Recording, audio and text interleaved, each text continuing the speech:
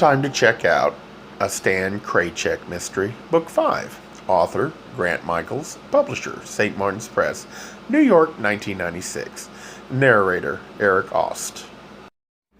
Chapter 7. Inside Camille's. Edsel suggested we take a table by the window. "To enjoy the panorama of tourists," he said grandly. "And other island life," I added. He smiled to acknowledge my lame joke. We were both a barrel of laughs that morning, but that's what I was there for. After all, to amuse him, to help pass the leisure time of Key West's self-appointed literary giant in his moment of fulguration. Seconds after we sat down, a perky waitress with dark curly hair and an ample bosom approached our table and took our order. When she left, Edsel asked me if I minded if he smoked. I told him nope. He lit up one of the spicy fags, then asked what my last name was. "Kraychik," I said. "Ah," he said, "you're Chick. That explains your smooth, pale skin. I'll bet there's not a hair on your body, at least from what I can see of your wrists." "You're right," I said, "except for that fuzzy little patch down there. I'm slick as a porpoise when I'm wet." Edsel seemed to like the image. In fact, for a straight guy, he seemed awfully intrigued with my body. But then he was a writer, supposedly observing life's excruciating detail. And that's how he smoked, too, in excruciating detail. Each puff was choreographed. Every voluminous inhalation, every pregnant pause, every languorous exultation.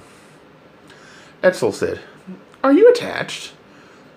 "Even when my lover was alive, I never used that word to describe us."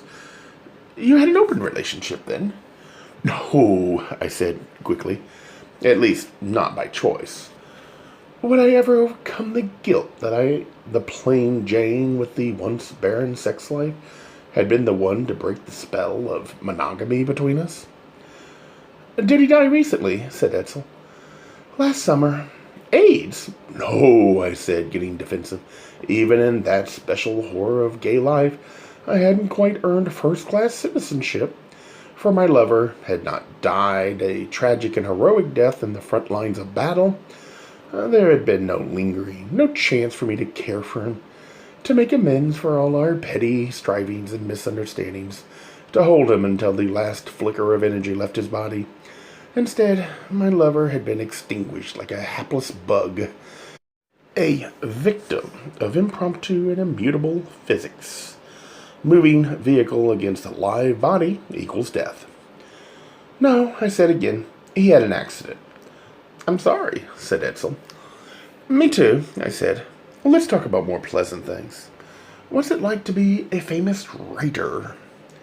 He made a self-deprecating little chuckle that he'd rehearsed to perfection. "I'm not so sure that's a pleasant topic either," he said. "Or that I'm so famous. Not yet. The momentum is building, that's for sure." "You make enough to put in a new swimming pool," I said. "Life is good," he said, "but everything has its downside, too.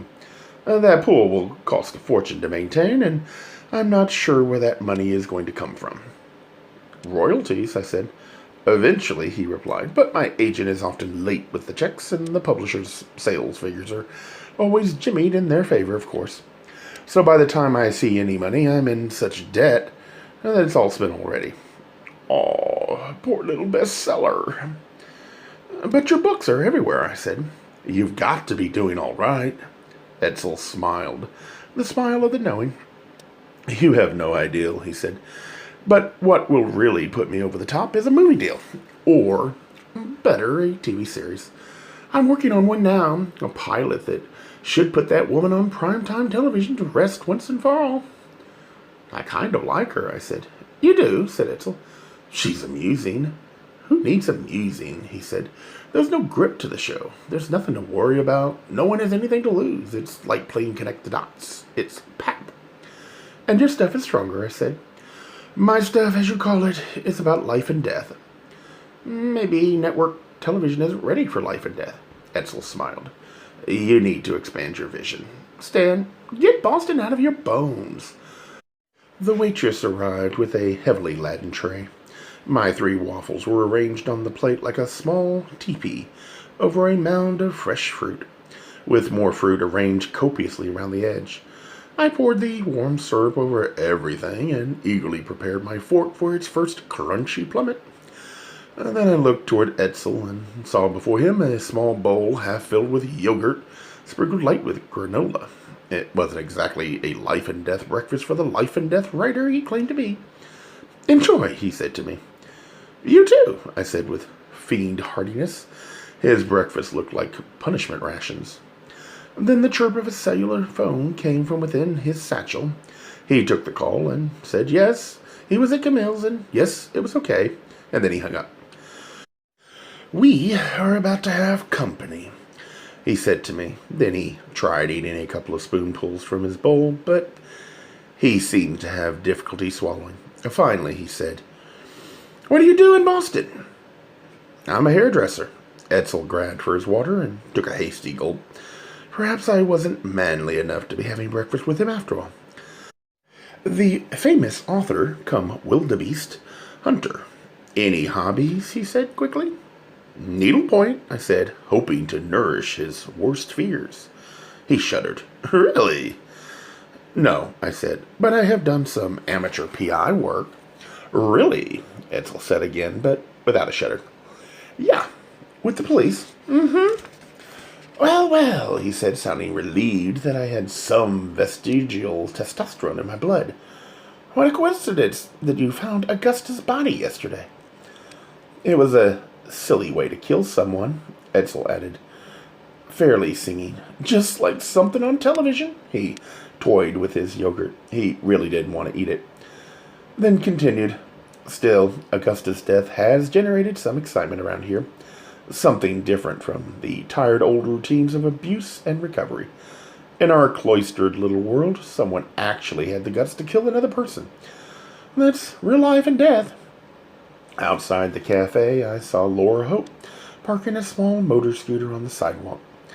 The little thing was quite dusty, but seemed to do its job well, for Laura had secured a box of books behind the driver's saddle.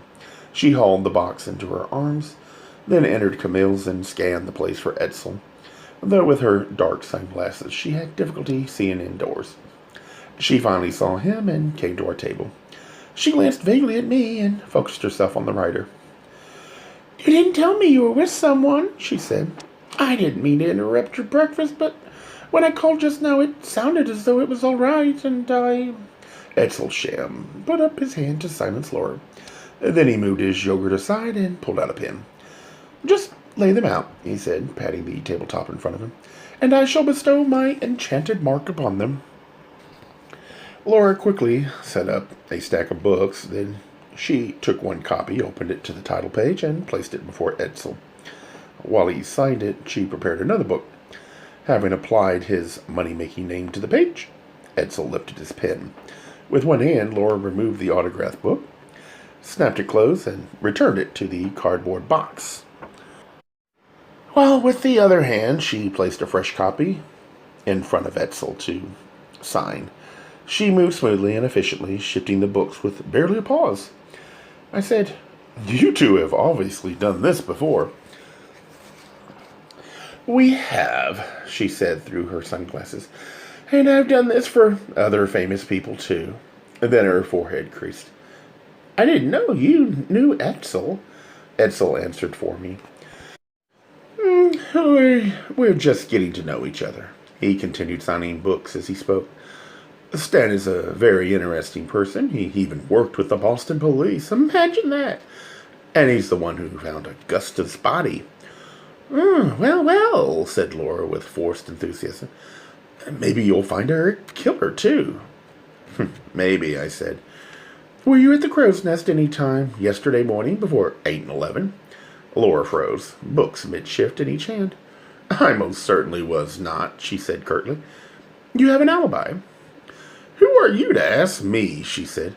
"It's just a simple question, Laura. You don't even have to answer it." "That's right," said Laura. "I don't, and I won't." Then she turned her more affectionate, or should I say fawning, attention back into the local celebrity, which was just fine with me, since I wanted to enjoy my breakfast and coffee while they were fresh. When Edsel had signed the last of the books, Laura arranged them all neatly in the box, then stood up and said a cordial and sincere thank you to him, and to me she turned and fairly snarled. "Enjoy your breakfast." She might as well have said, "Choke on it." And then she stormed out of the cafe with her box full of valuable signed first editions. "Another giveaway," said Edsel with a deep sigh.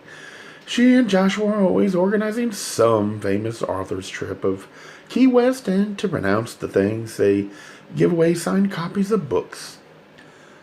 "You still get the royalties, don't you?" "Of course," he said. "Autographs may be free, books are not." I said, "I wonder why Laura was so curt with me." "You did kind of lace into her, asking her whereabouts yesterday morning." "If people want to joke about my being a sleuth, then I might as well play the fool to the hilt." "Very clever," said Edsel. "I've used that tactic too." "Where were you yesterday morning?" I said. He smiled. "You like to provoke people, don't you? Are you hiding something?" He said, "I was on the phone with my agent." "All morning?" "You can check my telephone bill when it comes." I said, "Maybe we won't have to wait that long." "You're suddenly very serious." "It's a mask," I said. "If I don't do that, I come off sounding like Nancy Drew." Edsel laughed heartily at my remark, too much so. "That's very good," he said, then repeated the name. "Nancy Drew." And then he laughed some more, but it was forced, like a show for some absent audience. I tried to ask him about the mysterious woman he'd been sitting with at the O side the previous night, along with Adolf Doberman, but that only launched him further into the laughing jag started by my mention of Nancy Drew. When the joke finally passed, whatever it was, he put his spoon into the pasty muck before him and pushed it around some more. He said, "Did you always want to be a hairdresser?" I tried being a shrink, but it didn't agree with me. So now, suddenly I felt self-conscious. I was about to share a personal truth with a stranger. I was really too lonely. Fortunately, we were distracted at that moment by another familiar figure approaching along the sidewalk in front of Camille's. It was the Countess Ralalinska, purveyor of artful T-shirts on the Whitehead Street.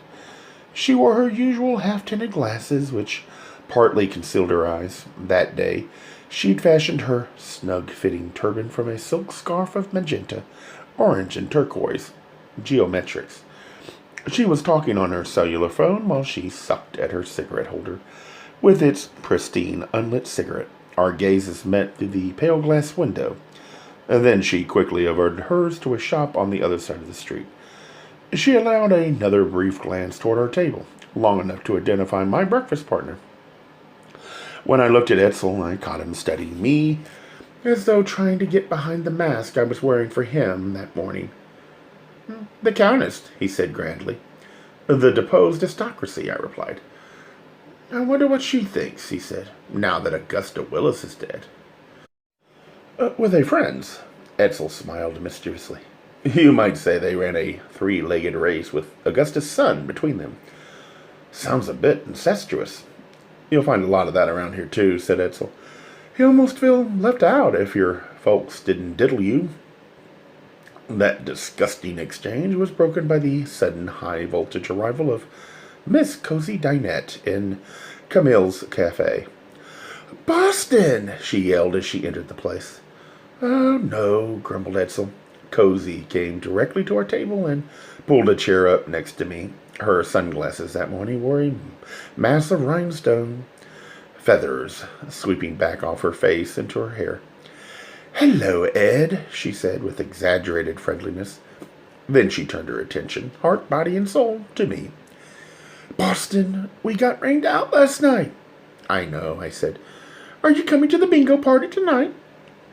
"Bingo?" "At the toolbox. You've got to come. It's a fundraiser."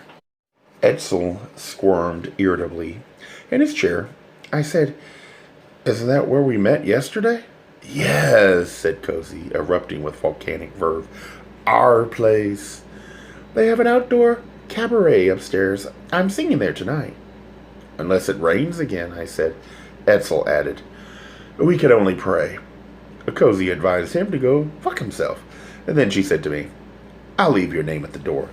There's a bingo until 8 or so, then a warm-up act, and I go on around 9. I'll be there, I said. A quiet chirp from inside Cozy's straw bag indicated a phone called for her. I know who that is, she said. I'm late. As usual, said Edsel. I do just fine without a clock, Ed, Cozy replied. Then, without answering her phone, Cozy got up to leave the cafe as abruptly as she'd arrived. At the door, she performed a lavish Dior turn and yelled back into the kitchen. Come out, honey. And then she blew big air kisses and waved her arm in that direction. Love you, girl. And then she was gone, and we all quivered in her wake, all except Edsel. What a crock of shit, he said. You don't like her. You spend any time with her, you'll see why. She seems so bright, so positive, so vivacious. She's got you dazzled already, he said. She's a ball of fire, I countered. Scratch the phosphorus. Find a bitch. What did she do to you? I said. Skip it, said Edsel. Well, I said cheerily, there's one good thing about this place. I mean, besides the food. There's plenty of foot traffic passing by. That's exactly why I come here, he said. It's like 5th Avenue and 42nd Street on Hollywood and Vine. Or Sodom and Gomorrah, I added. Edsel laughed and asked me if he could use the line in one of his scripts. I said sure, but I felt kind of sorry for him. A best-selling author filching lines from a hairdresser. We finished breakfast. I thanked him, and then we went our separate ways. The only trouble was he seemed to have a clear direction for the remainder of his day, while I faced a long, hot afternoon of aimless drifting. Gay Mysteries audiobooks. I think it is easy to hate a label, but a face humanizes the word. So this effort is twofold. To offer comfort to those like myself that your world didn't end because you don't fit into the view of acceptable society on both sides. And in hopes of helping those with family that are LGBTQ, that it doesn't mean we are aliens from the child they once knew. Reassure them so they can maybe be supportive at the same time, being true to their values.